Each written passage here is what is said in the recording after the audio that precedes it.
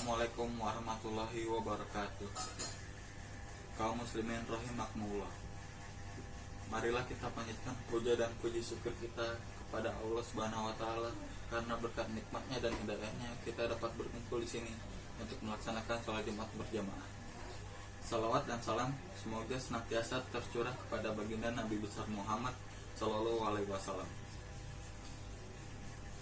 yang telah menyampaikan agama kepada umat manusia. Semoga kita termasuk ke dalam golongan orang-orang yang selalu berpegang teguh dengan sunnah beliau hingga ajal menjemput kita. Kaum muslimin rahimakumullah. Islam merupakan agama yang sempurna, di mana seluruh aspek kehidupan manusia telah diatur sedemikian rapi. Hal ini karena Islam datang membawa kasih sayang dan rahmat bagi alam semesta.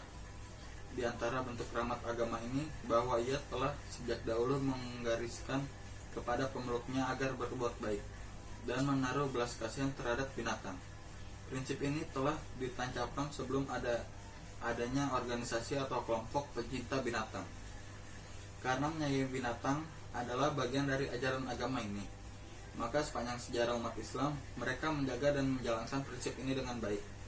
Namun ada perbedaan yang mendasar sekali antara keumaman kelompok pencinta binatang dengan kaum muslimin dalam menyayangi binatang. Kaum muslimin melakukannya karena sikap patuh terhadap perintah agama dan adanya harapan mendapatkan pahala dari menyayangi binatang, serta takut terhadap azab neraka bila sampai menzalimi binatang. Nabi bersabda, orang yang tidak menyayangi maka tidak disayangi oleh Allah Subhanahu wa taala. Hadis riwayat Al-Bukhari nomor 6013. Sahabat Abu Hurairah meriwayatkan bahwa Nabi bersabda, ketika tengah berjalan, seorang laki-laki mengalami kehausan yang sangat. Dia turun dari suatu sumur dan minum darinya. Tatkala ia keluar, tiba-tiba ia melihat seekor anjing yang sedang kehausan menjulurkan lidahnya menjilat-jilat tanah yang basah. Orang itu berkata, sungguh anjing ini telah tertimpa dahaga seperti yang telah menimpaku. Ia turun lagi ke sumur untuk memenuhi sepatu kulitnya dengan air. Kemudian memegang sepatu itu dengan mulutnya, lalu naik memberi minum anjing tersebut. Maka Allah Subhanahu wa taala berterima kasih terhadap perbuatannya dan memberikan ampunan kepadanya. Para sahabat bertanya, wahai Rasulullah, apakah kita mendapat pahala bila berbuat baik pada binatang? Beliau bersabda, pada setiap yang memiliki hati yang basah maka ada pahala. Hadis riwayat Al-Bukhari dan Muslim. Lihatlah betapa mendalamnya sikap belas kasihan lelaki tersebut, di mana ia harus bersusah payah turun ke dalam sumur, lalu mengisi sepatunya dengan air dan bawanya dengan mulutnya. Sedangkan kedua tangannya digunakan untuk naik sampai memberi minum anjing dan yang malang tersebut. Coba Anda perhatikan hadis ini. Apa yang mendorongnya rela bersusah payah demi memberi minuman seekor anjing? Sesungguhnya pengalaman pahit dan kondisi sulit yang pernah dia alami mendorongnya untuk memberikan pertolongan kepada yang mengalami nasib yang serupa. Oleh karena itu, di antara faedah puasa adalah menumbuhkan sikap suka berderma dan menyantuni orang yang kesulitan. Orang yang berpuasa merayakan beratnya lapar dan dahaga di siang hari, padahal di malam harinya dia makan dan minum. Lalu bagaimana kiranya orang fakir yang setiap harinya kelaparan dan kehausan? Saudaraku, dari hadis tadi kita jadi tahu bahwa suatu kebaikan sekecil apapun tidak boleh kita remehkan. Karena siapa tahu satu asupan makanan yang kita berikan kepada orang yang lapar dengan ikhlas, atau satu teguk air yang dengannya menjadi basah kerongkongan orang yang kehausan, ternyata diterima di sisi Allah. Dengan sebab yang ringan ini, kita diberi pahala dan diselamatkan dari siksa kemarahan Allah Subhanahu wa taala. Allah Subhanahu wa taala berfirman, barang siapa yang mengerjakan kebaikan seberat zarah pun, niscaya dia akan melihat balasannya. Al-Zalzalah ayat 7. Bila orang yang berbuat baik kepada binatang mendapatkan ampunan dari Allah Subhanahu wa taala, maka sebaliknya orang yang menzalimi binatang akan diancam dengan azab. Nabi Muhammad bersabda, Seorang wanita disiksa karena kucing yang dikurungnya sampai mati. Dengan sebab itu dia masuk ke neraka, di mana dia tidak memberinya makanan dan minuman ketika mengurungnya, dan dia tidak pula melepaskannya sehingga ia bisa makan serangga yang ada di bumi. Hadis riwayat Al-Bukhari dan Muslim dari sahabat Abdullah bin Umar.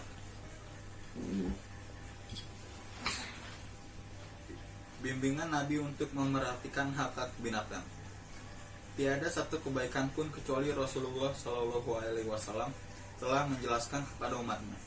Sebagaimana tiada kejelekan apapun kecuali umat telah diperingatkan darinya. Kita tahu bahwa Rasulullah Shallallahu Alaihi Wasallam tidaklah diutus kecuali membawa rahmat, sebagaimana firman Allah Subhanahu Wa Taala. Dan tiadalah kami mengutus kamu, melainkan untuk menjadi rahmat bagi semesta alam. Al-Anbiya ayat 107. Di antara nama Rasulullah Shallallahu Alaihi Wasallam adalah Nabiyur Rahmah, yaitu Nabi yang membawa kasih sayang. Rahmat beliau tentu tidak khusus untuk manusia, bahkan untuk alam semesta, termasuk binatang. Binatang yang harus diperhatikan. 1. Memerhatikan pemberian makanan. Nabi Muhammad Shallallahu Alaihi Wasallam bersabda, bila kamu melakukan perjalanan di tanah subur, maka berilah binatang tunggangan itu haknya. Bila kamu melakukan perjalanan di bumi yang tandus, maka percepatlah perjalanan. Hadis riwayat Al-Bazar, lihat As-Sahihah nomor 1357. Hadis ini memberi petunjuk bila seseorang melakukan perjalanan dengan mengendarai binatang serta melewati tanah yang subur dan banyak rumputnya, agar memberi hak hewan dari rumput dan tumbuhan yang ada di tempat itu. Namun bila tempat yang tandus sementara dia tidak membawa pakan binatang tunggangannya serta tidak menemukan pakan di jalan, hendaknya dia mempercepat perjalanan agar dia sampai tujuan sebelum binatang itu kelelahan. 2. Tidak memeras tenaga binatang secara berlebihan. Dari sahabat Abdullah bin Ja'far, dia berkata, Nabi Muhammad pernah masuk pada suatu kebun dari kebun-kebun milik orang Ansar untuk suatu keperluan. Tiba-tiba di sana ada seekor unta.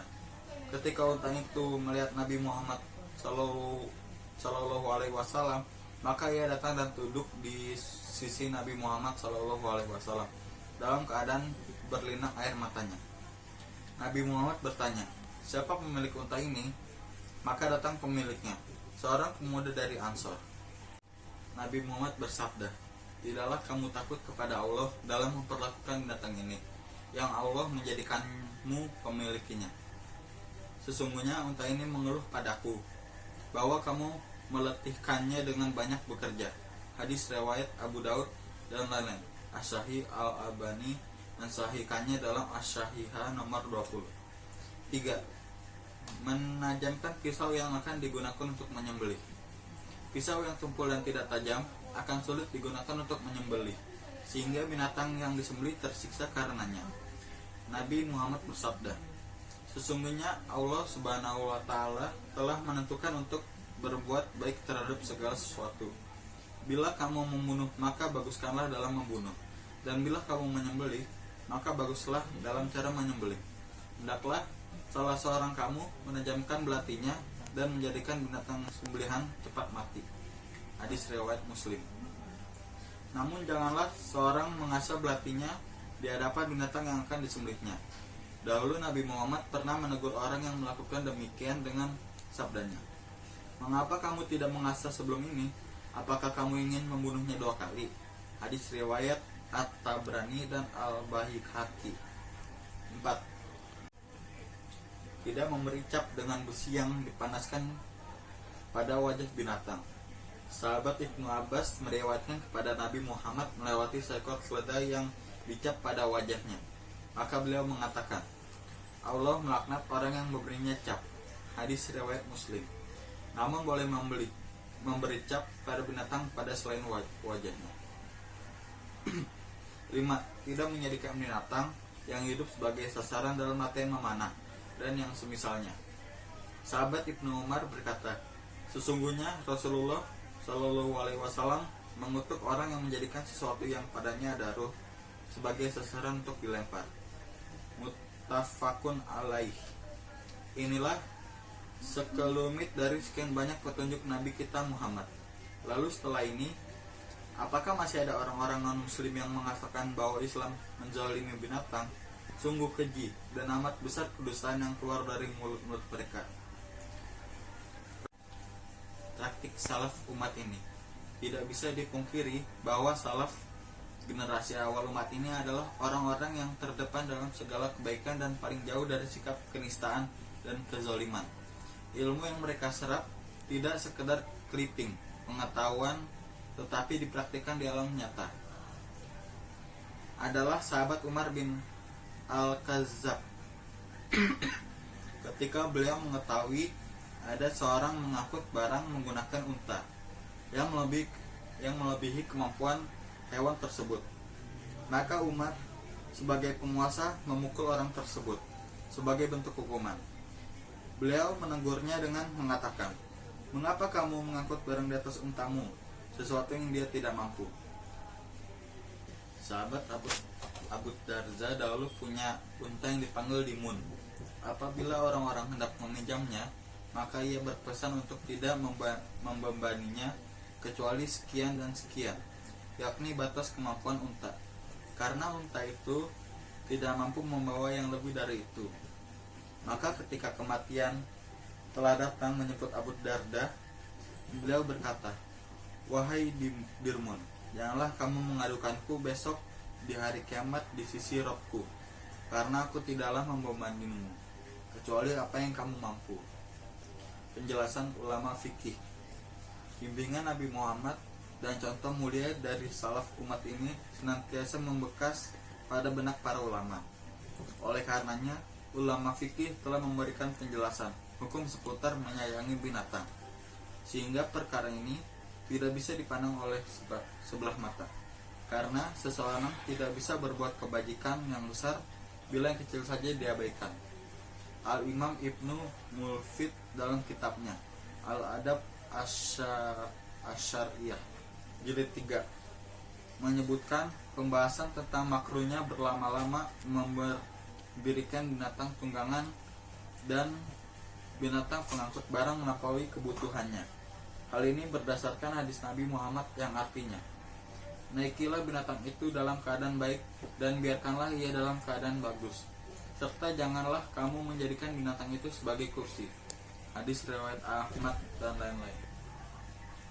Maksudnya, janganlah salah seorang dari kalian duduk di atas punggung binatang tunggangan untuk berbincang-bincang bersama temannya.